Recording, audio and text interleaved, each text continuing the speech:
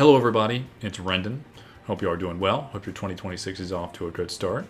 Mine is.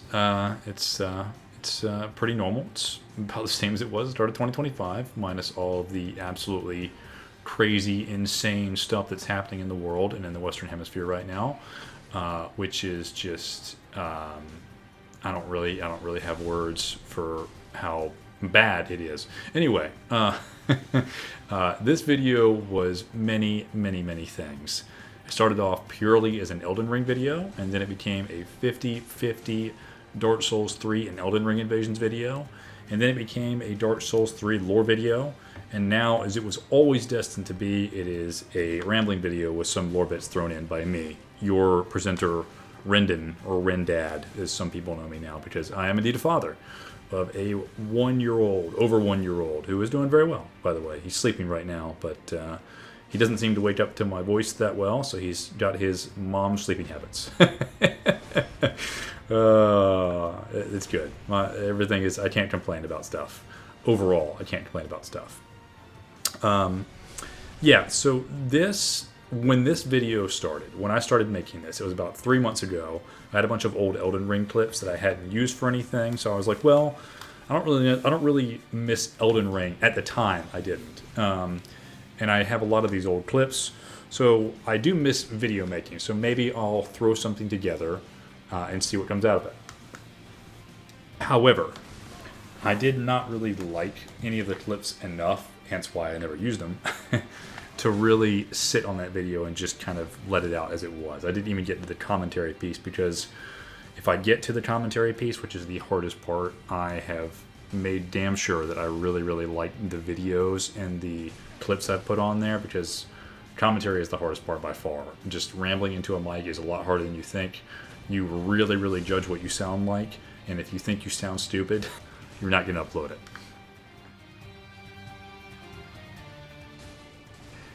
Over time, as I got rid of those Elden Ring clips, I started whittling them down. I left in the ones I liked the most, and then I started getting into Dark Souls 3 a little bit again, and making a couple of builds, or restarting some builds that I had started playing a couple months before that. And so I started kind of interspersing those Dark Souls 3 clips, again, with the Elden Ring clips that I like more. But as I kept playing Dark Souls 3, I just started liking all those clips way more than any of the Elden Ring clips I had. So as you can see, it kind of just gradually became all Dark Souls 3. And you'll see a variety of different builds here. I have probably 6 or 7. This is all on PC, by the way. So if you occasionally see a frame rate calculation at the top right of my screen, you will know why. I remembered later on when I was making this to hide it, but through at least half of these clips, I didn't even think about it. So it's definitely there. I play on PS5 and PC, but a lot of people that I still play with play on PC. So I was like, I gotta make characters on here, and I did. I made like 6 or 7, and they're all very fun and very different. So you'll get to see a good portion of those as I've tried out some new things over the last 2 months or so. And yeah, it's been really fun.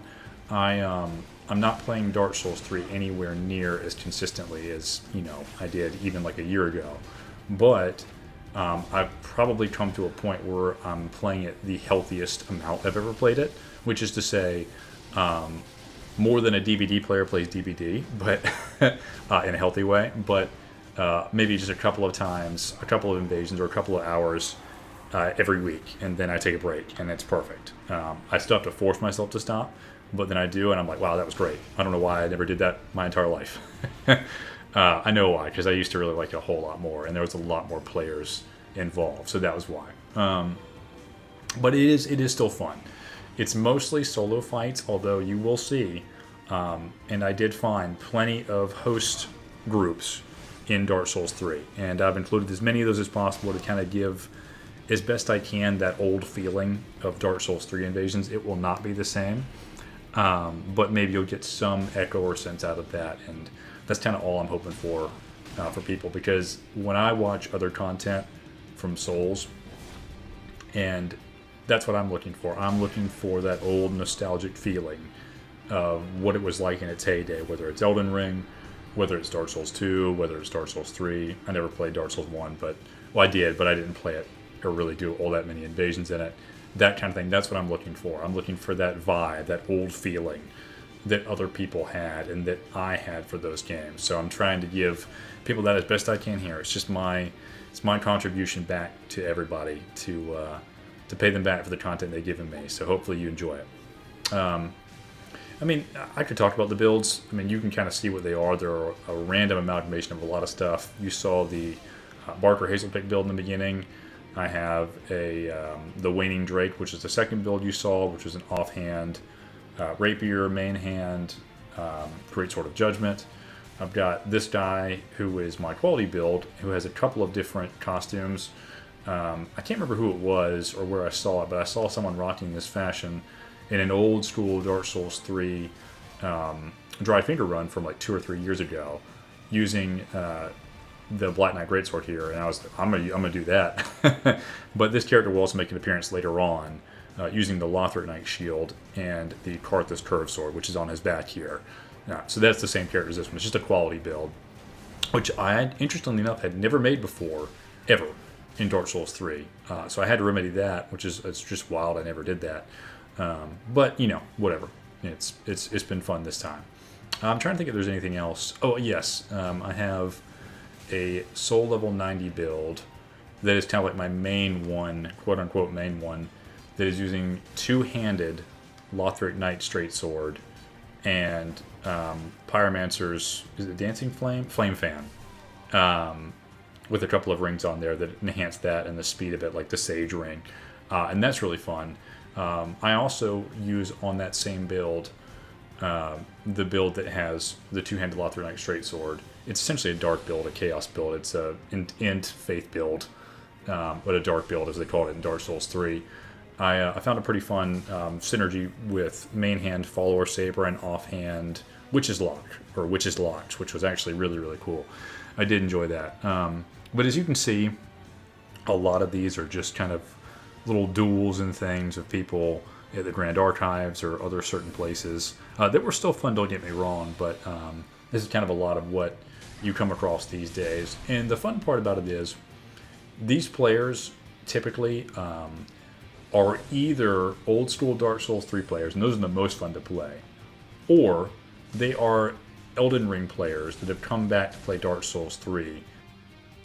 And that's kind of new and fresh and fun at times because, you know, they at least kind of understand how Souls mechanics work, and they're playing Dark Souls 3 either for the first time or the first couple of times. And that's always interesting to kind of see what they come up with, because it's a lot of times very different than what you tell the difference in style of a lot of Dark Souls 3 players, original ones. So that's entertaining too. Now you will occasionally come across people that learned the rolling crouch poke for Ultra Great Swords from Elden Ring and just spam that. That's not very fun, but you know, that is what it is. You're going to come across that. I guess I can talk a little bit about some of the lore that I was originally going for, and I'll probably still leave the thumbnail and the title of what it was. The thumbnail in this and the title is Humanity as Golems, and the thinking behind that, I was back into the lore a lot recently in Dark Souls 3 and Dark Souls. I even bought the Loki Souls Abyssal Archive, and I've been reading through that. I'm still reading through it right now. It's great. But I was tying that in with a little bit of Dark Souls 2 lore and the origin of the Dark Sign and Aldia and oh Lord, he's talking about Aldia, another Aldia lore video, and just kind of the nature of humanity. And I was speculating in my head about the nature of humans in Dark Souls and the Souls games. And why I like always coming back in Dark Souls 2 is it was really in Dark Souls 1 and the Dark Souls 3. Well, in Dark Souls 3 particularly, it's a little bit less in focus because you have the Unkindled Ash, which are kind of a new amalgamation of things that don't necessarily really have the Dark Sign anymore. I mean, you can get it from Yol of Londor and some other places, the Dark Sign itself, but the curse mark isn't there like it is in Dark Souls 1. And in Dark Souls 1, you're just trying to figure out what's going on at all, and you're just kind of starting to learn that like all of this, everything, is orchestrated by the gods to shackle humanity. But Dark Souls 2 really takes that and explores it, and it focuses the story on humans pretty much 100%. Like in Dark Souls 1, there's lingering old gods. You go to Anor Londo. Dark Souls 3 you do too. But in Dark Souls 2, you're in Drain Lake. You're in totally separate human kingdoms. It goes on and on and on and on about how all these kingdoms have stacked on top of each other till there's no memory.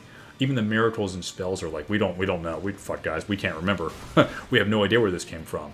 And then that's really showcased in Hyde's Tower of Flame, where you have statues depicting what is obviously Gwyn, but it's like a culture that found an ancient statue of a god that they didn't know the name of, but they liked it so much they just put their own, and like maybe like the face was deformed a little bit, they didn't know what he looked like, so they just put like, hey, we'll put an eagle mask on top of him and he's the god of light.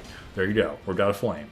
And then there you go, and that's what happened. And so Dark Souls 2 really focuses this idea about the curse and the dark sign and what it means to be human and have souls and humanity, and it's just about humans. And Aldia talks about that to no end. So does Vendrick too, in his own way. But that's why I really like it. It is just an exploration separated entirely from the gods, or really answers about what this is, or like the people who could really tell you what they did, their motivations. It's almost a detective story, but you just have to trust Aldia and Vendrick that this is real, like this is true, like. Whereas in Dark Souls 1, Dark Souls 3, you can find some materials and items that say, oh, this happened. But I kind of like that feeling in Dark Souls 2 of ambiguity. Aldia will say, these shackles that bind humanity they're pretty illusions. They're fake. They're not real. And would you break this if it meant that everything that you hold dear and love about being a human was fake, if it wasn't real? Now, there's a little bit of a confusion talking between Dark Souls 1 and Dark Souls 3. I'm sorry, Dark Souls 1 and Dark Souls 2 about the nature of the origin and truth of humanity. Are hollows true humanity? Or are humans something, or like pygmies, something that was not hollow before the advent of fire? And Dark Souls 2 really hammers home that the idea that no, hollows are kind of the true nature of man. But Dark Souls 3 and the Ring City with the Ring Knights and the Seal of Fire and pygmies in general it doesn't rewrite that, but it kind of gives you like, no, that may not be the case. Like, maybe, and more likely than not, hollowing isn't exactly the true nature of mankind. Maybe the Dark Sign did something that made humans go hollow because it drains their souls. You can make your own decision on that, but the general idea is that at the start, when you see the cutscene in Dark Souls 1, it appears that everybody is hollow before the advent of souls. So maybe it's not necessarily the Dark Soul or Light Souls that really are the thing. The absence of either of those isn't what makes you hollow. It's the absence of souls altogether in fire. Fire comes from souls, but if the Dark Soul is not required to have fire to live, and the Dark Soul doesn't need fire, then it kind of, and you believe that, and you follow that logic, it kind of necessarily makes it seem like that even if fire died, and if the Dark Soul was left alone, like humanity, which is fragments of the Dark Soul, was left alone without the shackles and the dark sign and the curse of the gods, then humanity would be perfectly fine without it, and that would have been the natural order. But Gwyn kind of messed all that up because he was afraid and didn't want fire to end, which, I like fire. I like knights. I like pretty cool weapons and armor and neat things, and drinking with my good friends Seedward and Seedmeyer. Those are all great things. Like I like those things too. I feel bad. Like I don't want the fire to fade, but what I felt differently, and what we as characters have felt differently, as humans, as inheritors of pygmies, felt differently without it, or would we have been hollows? You can believe whatever you want to believe on that, but I think that there's logic that can take you down both rabbit holes depending on how you want to go. But back to kind of the original thing I was thinking of. With this, I was kind of imagining humanity in two kind of separate diagrams. I was thinking about it as, well, the option is then either humans are an amalgamation, an equal, like imagine like a Zen, black and white combination, perfect combination of dark and light souls, combined in a vessel of a body, or humans are dark souls that have been shackled and have the dark sign on them, and a white soul put over the dark soul, and that white soul personality is what is dominating and kind of actually overruling the dark soul of man. And that's kind of overshadowing, you know, the hollow nature of man. And so that's kind of where the idea came from of humanity as golems, which is kind of the thumbnail and title again of this video, is the idea or the thought that there's a possibility that humans are golems in the same way that Vendrick created golems from the giant souls, in that our white soul is almost like, I won't call it a parasite, but it's like a drape. It's our personality is a drape over a body and a spirit that don't belong to us. And as fire fades, that drape fades away, we fade away, and we is a drape over this true vessel, this true entity is dragged away, and they become their true selves. I'm not saying I necessarily believe that. I'm saying it's an idea I went down, and I thought it was a pretty interesting one. I'm kind of settling on the fact actually that humans are a combination of both dark and light, but clearly the light is more light souls, white souls, I guess you can call them, is more dominant, especially with fire. But as fire fades, as they say, so do souls. That's what happens with the curse mark and hollowing. Fire fades, and you know, and anything that is involved with fire starts to fade, starts to get weaker. And this is where my mind has been in Dark Souls 3 and Dark Souls lore for a while. And man, I love Dark Souls 2. I've said it a million times before, and I think that people would heavily disagree with me on this, but I would love, God, people will probably hate me for this comment, I would love a Demon Souls style Dark Souls 2 remake, even if we only got, you know, some community play and participation in it for like maybe a year. Just give us a year of Dark Souls 2 remake, please. Like I would love it if they came out and said like in a year, that's what we're doing. Half the community would implode, and I would just jump and cheer. Maybe 2 people would cheer with me, or maybe a little bit more, but I would love it. I think that would be super fun. Anyway, that's the lore part. That was what the whole lore video was going to be about, but I was like, I don't have the attention span or the time to pace that out anymore like I did. So I just was going to ramble and talk to you a little bit about it, and that was that. There's not really much to talk about with these builds. I mentioned them earlier. I'm not going to go over rings or anything like that. I'm not going to go over different weapons and stuff. A lot of times I'm just using the setups that I have and that I use. I know how to do hard swaps. I do them all the time. I can have soft swaps. I've just gotten to the point now where I have a setup, I'm going into an invasion, and I'm like, I want to use this, and I'm going to stick with using this. And if I lose because I get a bad matchup with a weapon like a passive greatsword, then I'm gonna be a little upset about it and be a little annoyed. But I'm not gonna change how I want to play for it. That's a lie. When I come across passive greatswords, I then put on my own greatsword or an ultra greatsword, and then I deal with that. But on most other things, 99% of other things, I just play how I want to play. And it's old man soul syndrome. I'm tired of these young people telling me how I should play, and so I just do what I want to. I don't really know what to talk about anymore. How are y'all feeling about Dustbloods? It's the game that I am currently thinking about looking forward to as a From Software fan. I have Night Rain. I did in fact buy it, and I have played beat like the first 3 or 4 bosses in there, but it has not really stuck with me, or I guess it hasn't made me as interested as other people in the community have been with the gameplay loop. It just doesn't really call or appeal to me as much. I get it, it seems kind of fun, but the roguelike aspects never really appealed to me. I've never really been a connoisseur of that type of gameplay, and so it just didn't really sink in with me. And I mostly did it just to play with friends, and I haven't really touched it since. I'll probably play it a little bit more here and there, but really I'm just kind of hoping Dustbloods is good, because if it's not, we're going to have to figure out and wait till whatever the next From Software game is, and then I'll figure that out. I'm also not, just hankering constantly for From Software games anymore. I've resigned myself to the fact that, well, not resigned.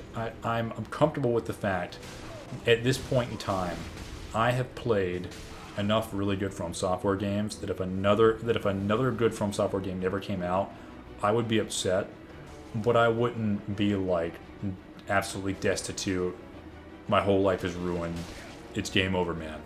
I'm not calling for that, but I'm not gonna stress or worry about it, because there's no point. There's enough good games and things out now, and I've enjoyed and gotten so much out of From Software for what they provided, that I can't complain. Like, there's no way I'd be able to complain about this much value from their packages. Like, it's been great.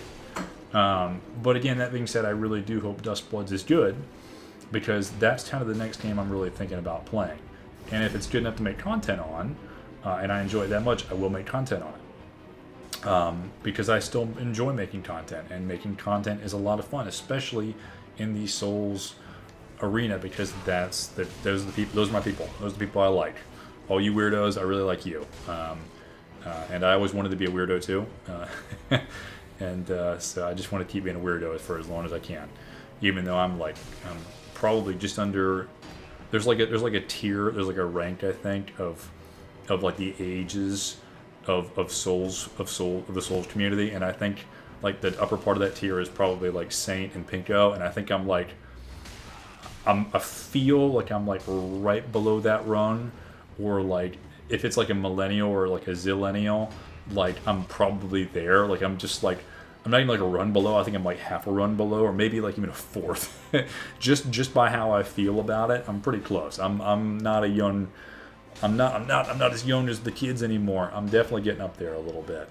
But that being said, whatever comes out next, with Dustbloods and however that's received, and whatever comes out after that, I think at least I've got that in me, if it's good, to make some more stuff, to make some more content, and to really, really enjoy what From Software offers, at least a little bit longer. And then, hopefully eventually, if From Software gets out of this, or it becomes a little bit different, or Miyazaki retires or something, maybe another studio will pick up this type of formula, and it won't go the way of what is that? Oh no, I never played it. Shadow of War, with that system that they just never did anything else with, and it was a really cool idea and system, but because of IP and because they're not letting anybody else do it, they just let that whole system just rot in it and never be used again. So hopefully maybe Lords of the Fallen 2 will be more promising. So we'll see. But I want more Invasions to be good. I would play Invasions until I'm an old man. My son will be like, 30, 40. I'm like some age. And I'm like playing it like virtually in VR, like floating. Who knows? But that would be, I'd still do that. I would enjoy that. I think it'd be fun. Yeah, I think I've rambled enough. This is the last Invasion anyway. I love you guys and girls and all you people very, very much. And stay safe out there. Be the best people you can be. And